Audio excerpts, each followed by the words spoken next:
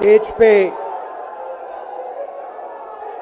India गठबंधन के वरिष्ठ नेता खारगे जी, सोनिया जी, शरद पवार जी, भगवंत मान जी, चंपा सोरेन जी, अखिलेश यादव जी, तेजस्वी यादव जी, सीताराम येचुरी जी, फारूक अब्दुल्ला जी, डी राजा जी, भट्टाचार्य जी, महबूबा मुफ्ती जी, डेरेक ओब्रायन जी, कल्पना सोरेन जी, त्रिची सिल्वा जी, सुनीता केजरीवाल जी, देवराजा जी, तिरुतोल जी, खुरुम अनिस उमर जी,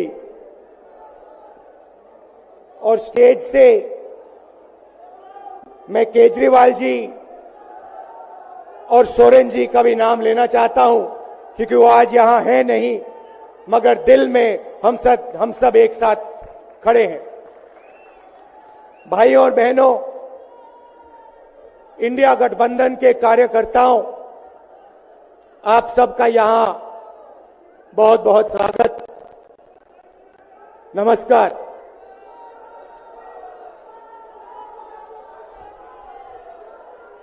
आजकल आईपीएल के मैच चल रहे हैं, देखते हो आप लोग। मैच फिक्सिंग शब्द सुना है आपने? सुना है? जब बेईमानी से एम्पायर पर दबाव डालकर प्लेयर को खरीदकर कैप्टन को डराकर मैच जीता जाता है। क्रिकेट में उसको मैच फिक्सिंग कहा जाता है। हमारे सामने लोकसभा का चुनाव है। अंपायर किसने चुने? नरेंद्र मोदी ने। हमारी टीम में से मैच शुरू होने से पहले 2 खिलाड़ियों को अरेस्ट करके अंदर कर दिया। तो भाइयों और बहनों, ये जो चुनाव हो रहा है, नरेंद्र मोदी जी इस चुनाव में मैच फिक्सिंग करने की कोशिश कर रहे हैं। ये जो उनका 400 सीट का नारा है, ये बिना ईवीएम के, बिना मैच फिक्सिंग के, बिना सोशल मीडिया और प्रेस पर दबाव डालकर खरीदकर, ये 180 पार नहीं होने जा रहा है। सब मिलाकर आप देखिए, कांग्रेस पार्टी विपक्ष की सबसे बड़ी पार्टी है। हमारे सारे के सारे बैंक अकाउंट बंद कर दिए गए हैं। चुनाव के बीच में देश की सबसे बड़ी ऑपोजिशन की पार्टी के सारे अकाउंट बंद कर दिए। हमें कैंपेन चलाना है, हमें लोगों को प्रदेशों में भेजना है, पोस्टर लगवाने हैं। सारा का सारा जो हमारे रिसोर्सेज हैं, बैंक अकाउंट बंद कर दिए गए। तो ये कैसा चुनाव हो रहा है? नेताओं को धमकाया जाता है, पैसे देकर सरकारों को गिराया जाता है, नेताओं को जेल में डाला जाता है। केजरीवाल जी को, सोरेन जी को ये पूरी की पूरी मैच फिक्सिंग करने की कोशिश की जा रही है।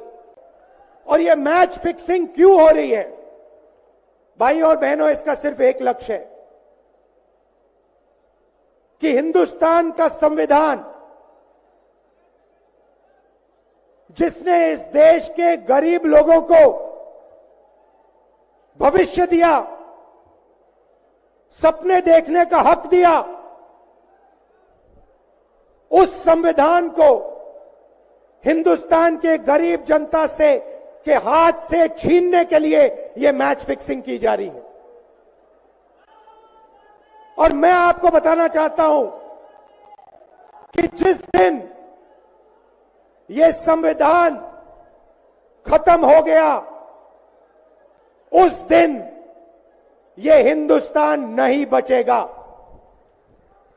इसको पुलिस से, धमकी से नहीं चलाया जा सकता है। यह जो संविधान है, हिंदुस्तान की जनता की आवाज है, हिंदुस्तान के दिल की धड़कन है।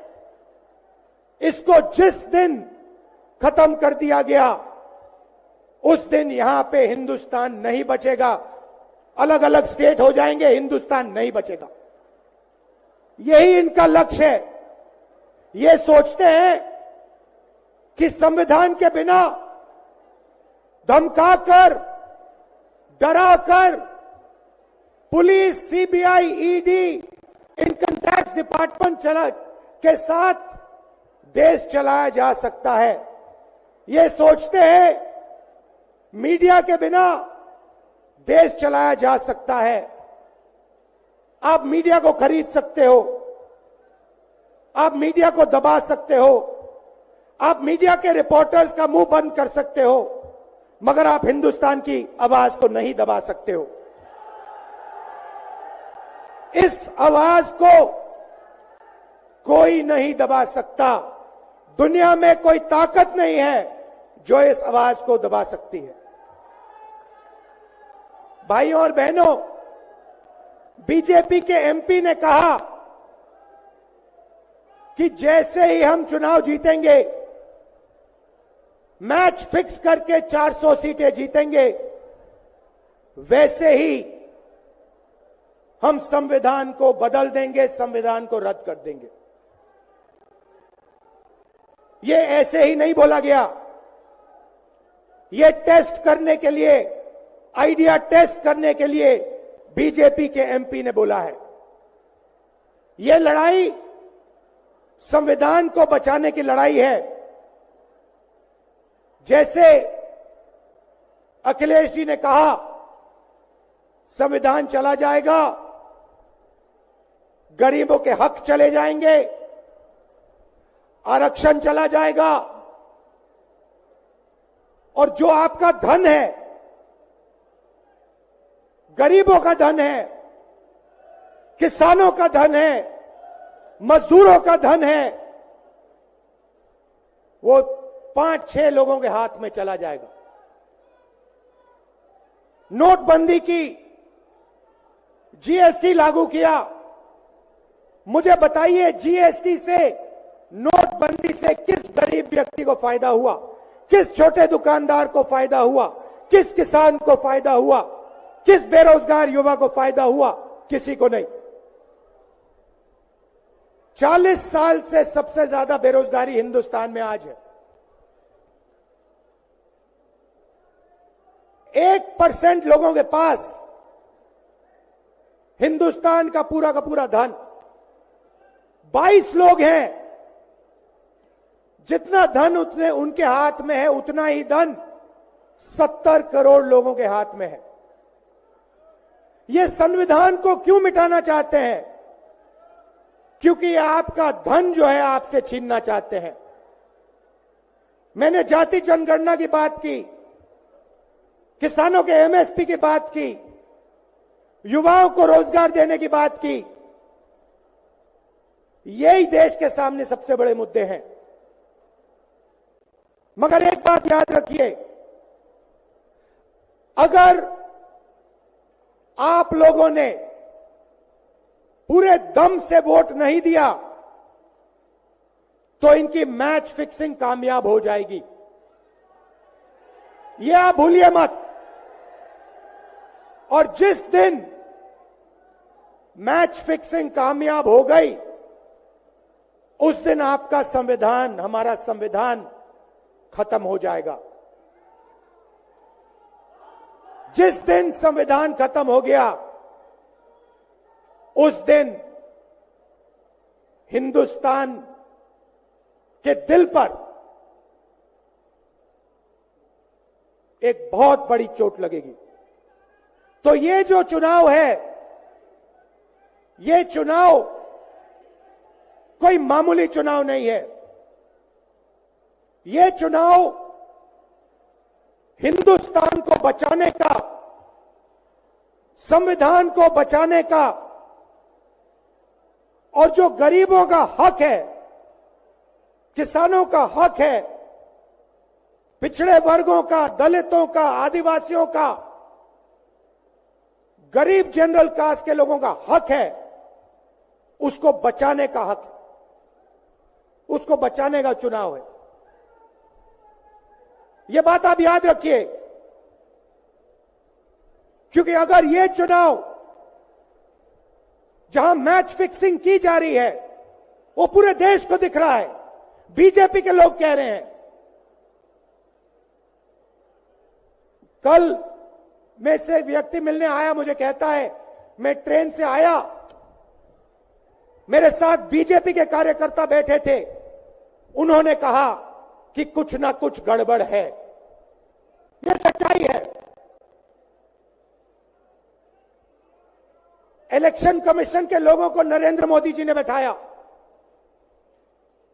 दो नेताओं को, दो चीफ मिनिस्टरों को जेल में डाला। चुनाव से कुछ ही महीने पहले अगर डालना था तो 6 महीने बाद डाल देते, 6 महीने पहले डाल देते। नहीं, चुनाव से 2-3 महीने पहले 2 चीफ मिनिस्टर को डालना था। आपने हमारे बैंक अकाउंट बंद किए।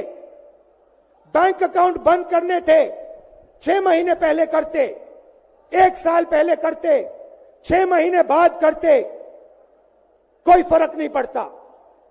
आप चाहते हो कि विपक्ष चुनाव ना लड़ पाए, और इसीलिए आपने कांग्रेस पार्टी के बैंक अकाउंट रद्द किए, आपने इलेक्शन कमीशन में अपने लोग बैठाए, आप जुडिशरी पे दबाव डाल रहे हो, क्योंकि आप चाहते हो कि मैच फिक्स हो, संविधान रद्द किया जाए और आप सत्ता में रहो। मगर भाई और बहनों, मैं सच बोलता हूं और मेरी बात आप अच्छी तरह सुन लो। अगर हिंदुस्तान में मैच फिक्सिंग का चुनाव बीजेपी जीते और उसके बाद संविधान को उन्होंने बदला, तो इस पूरे देश में आग लगने जा रही है। जो मैंने कहा याद रखो, ये देश नहीं बचेगा। ये चुनाव